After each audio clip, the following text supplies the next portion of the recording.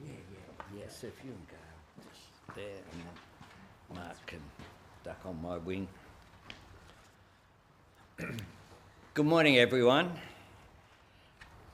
I'm absolutely delighted to be joined here by Professor Richard Scolyer and Gail O'Brien. And today I am pleased to announce that my government will build on Professor Richard Scolyer's contribution to brain cancer research and advocacy. We will invest $5.9 million to establish the Richard Scolyer Chair in Brain Cancer Research at Chris O'Brien Lifehouse in Sydney.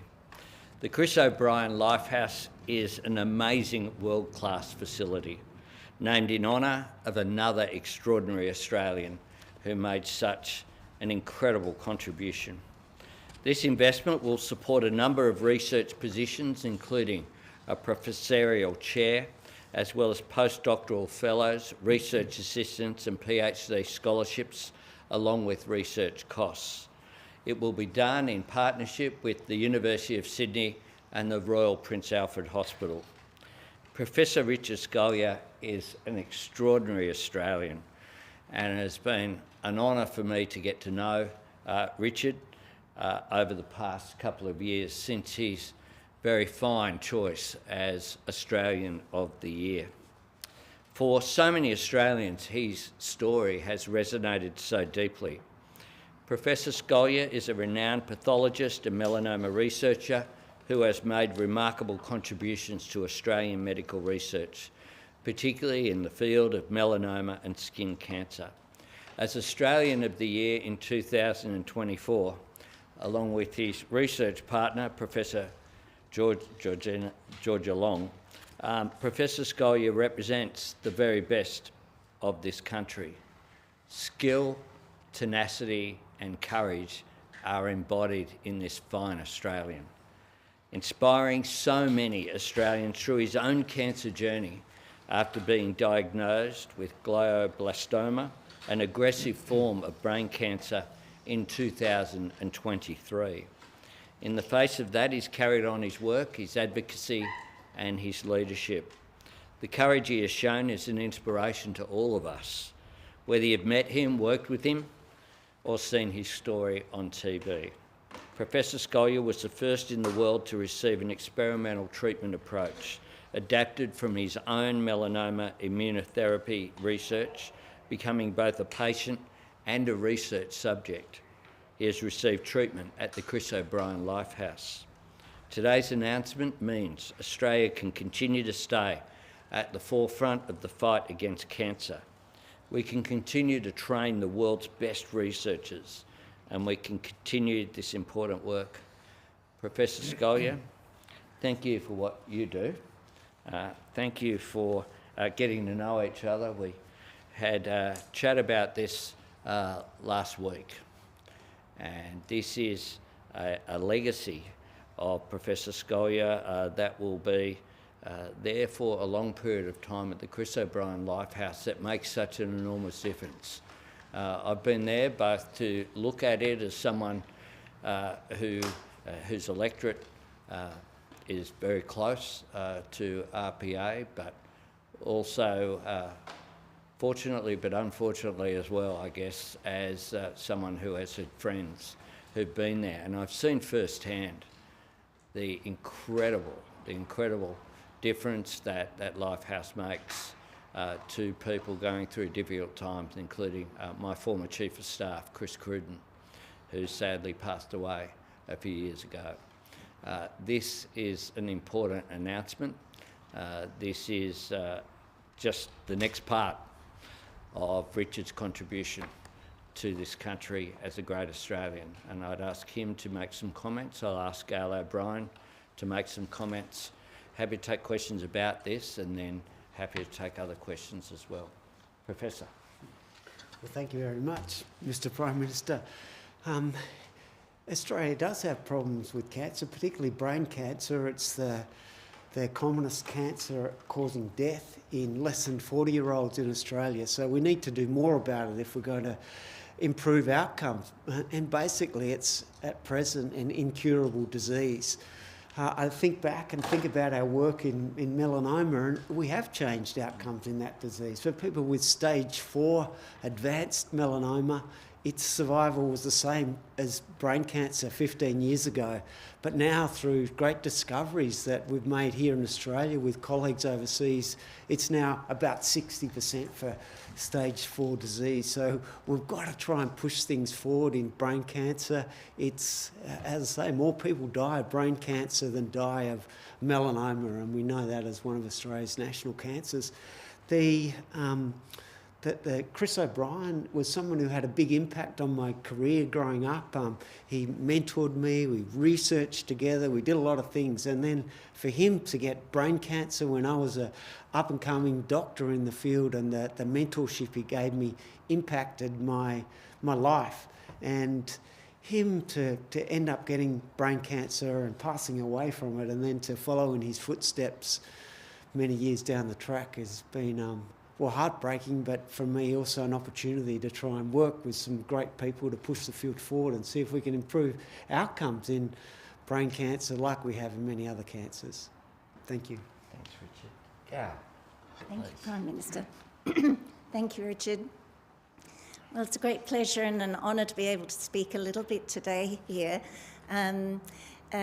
Richard and his beautiful wife Katie and I became really quite close friends last April when we decided what can we do to leverage off your illness, as you have done with Chris, as Chris did, to do good for people. And so we talked about a chair in brain cancer associated with Sydney University and Royal Prince Alfred Hospital, which is a powerhouse in medicine. And but a chair has to be located at a particular hospital, so at the Chris O'Brien Lifehouse. So that's how it has originated. I was insistent it needed to be called the Professor Richard Scolyer Chair. He has been resistant to that, but we might have to do it behind his back. So thank you very much for attending, Prime Minister and Health Minister. I'm very grateful for this day. Thank you. Thanks so much, Gail. Questions about this issue? Is it a recurrent Phil. grant payment, or how does it work? You want to? Yep. So it's so terrific to have Gail O'Brien here, because the Lifehouse will be partnering with the Commonwealth in this chair, as will the RPA through the state government, local hospital district, and also Sydney University. And that way we can ensure that this is an ongoing chair at the Lifehouse, named in Richard's honour. Yeah. When Richard and I first discussed this not that long ago, he spoke about payments over 4 years, we decided that it was more suitable to do an upfront. That gives the certainty and the capital, which then enables you to establish the human and physical infrastructure that will be needed. Yeah. Where do you see this falling alongside other joint cancer commitments with the New South Wales government? Is this something that they're also contributing to? This is a national initiative that we're making in partnership with the University of Sydney and RPA, which of course will then bring in, through RPA, brings in the state government through the Area Health Service. Mr. Sawyer, if you're comfortable, I'm sure a lot of Australians would really like to know how you're going at the moment. Well, to be honest, it's a tough journey up and down, and I had a great period after I was initially diagnosed and could enjoy life, but I've had a few recurrence of the tumour, and I guess as a end point, and who knows how far it is away, but we're definitely getting closer. Professor Sawyer, how does it feel to have this as part of your legacy? What does that make you feel? Sorry, part of my How does it make you feel to know this is part of your legacy? legacy.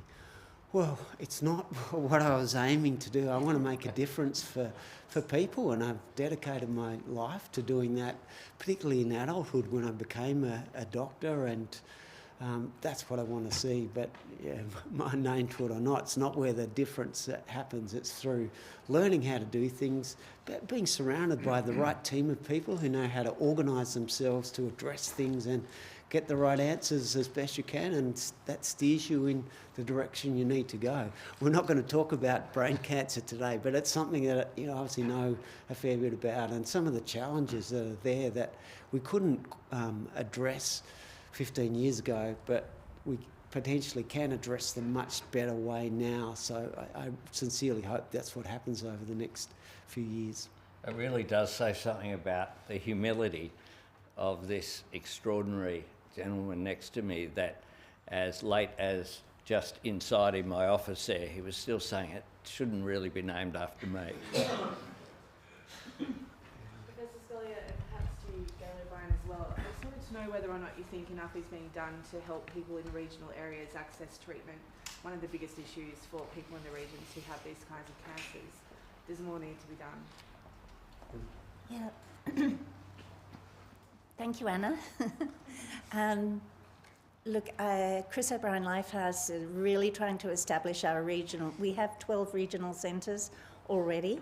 Nothing brain cancer specific, although we do go an outreach in these 12 regional centres, and I'm really glad you raised that point because it's something I'd like to talk to government about.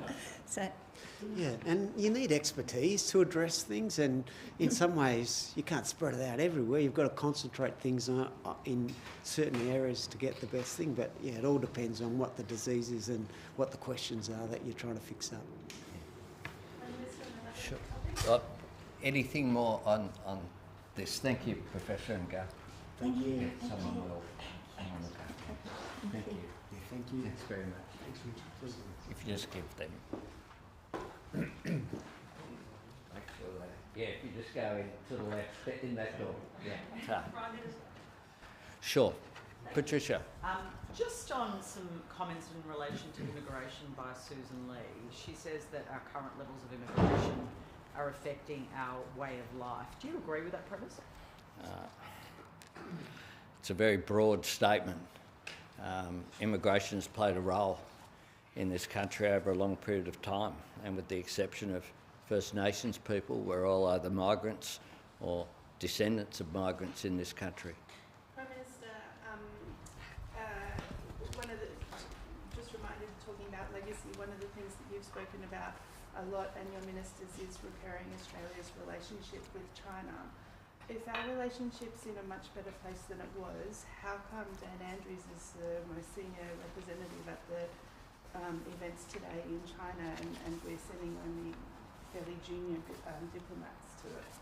Well, we're sending a diplomat. We'll be there. The last time around, 10 years ago, Minister Ronaldson, my understanding is, was the appointment.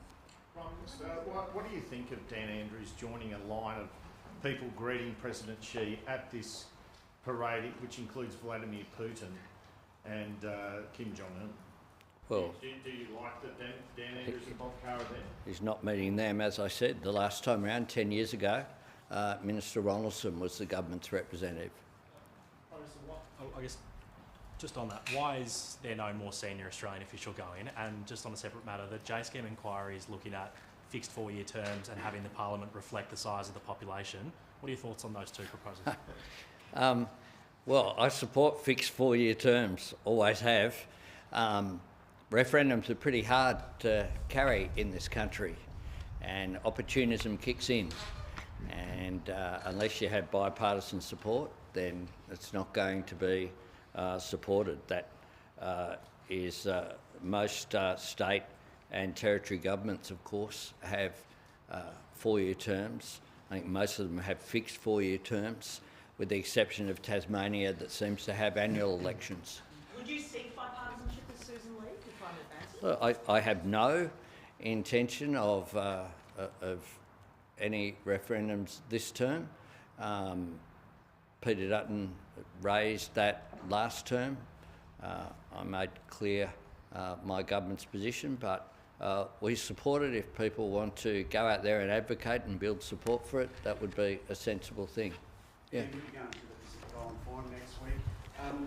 how do you feel about Taiwan's exclusion, and are you concerned that China will sort of skirt the rules that have been imposed on dialogue partners this year because it has a large embassy in Solomon Islands? Well, we supported the status quo, in which you had representatives from a range of places, including from Taiwan, from the United States, from China. We didn't support a change to it, but we recognise the Solomon Islands as a sovereign nation, and they've made that decision. So you wanted to go back to the original Well, I confirm we supported the previous arrangements. That's what we have historically done, and I think that engagement by partners was something that had operated for some time, and we didn't propose any change. The Pacific Island family have to very much, and this will be a theme though, look after our own interests, and that means Australia, of course, being a security partner of choice in this region. Prime Minister, during Parliamentary Committee on the NDIS this morning, Shell plans to send potentially some of its members to Europe if that was to be approved. Do you support that decision? Do you accept that there is an issue with perception if we are doing reforms for the NDIS at the same time that parliamentarians will be prepared to go to Europe? Well, the committee put forward a proposal, and that won't be proceeded with. Prime Minister, on the FOI bill, it does make it harder to access freedom of information documents. Does this break your promise for a more transparent and accountable government? Not at all, it's the opposite. And I stood here last week, I want to make this point. I stood here last week and spoke about a national security issue, including the expulsion of an ambassador, the first since the Second World War, since the Japanese ambassador was expelled during World War II. I think most people, and people that I've had discussions with, would find it surprising that people can put in anonymous FOI requests. What that means is that there's no way to determine whether a foreign agent or actor is putting in requests about information that are sensitive, and no way of ascertaining that. I think most Australians, and I know without giving up people in the gallery, I know that there are people in the gallery I spoke with this morning weren't aware, I don't know if you were aware, that you can put in an FOI request anonymously. I've got to say, I was somewhat surprised by that, and the obvious implications of security, for example, are there for all to see. Will you be raising Iran at the UN? You're recognising Palestine. Will you be raising the Iran situation? Oh, look, I'm concentrating on the Pacific Island Forum at the moment next week. Prime Minister, speaking of the Pacific Islands, when will the public be able to know more about the MOU that your government has signed with the Nauruan government? Oh, we have arrangements with governments. We have arrangements between governments, and those arrangements are ones that we enter into across the board.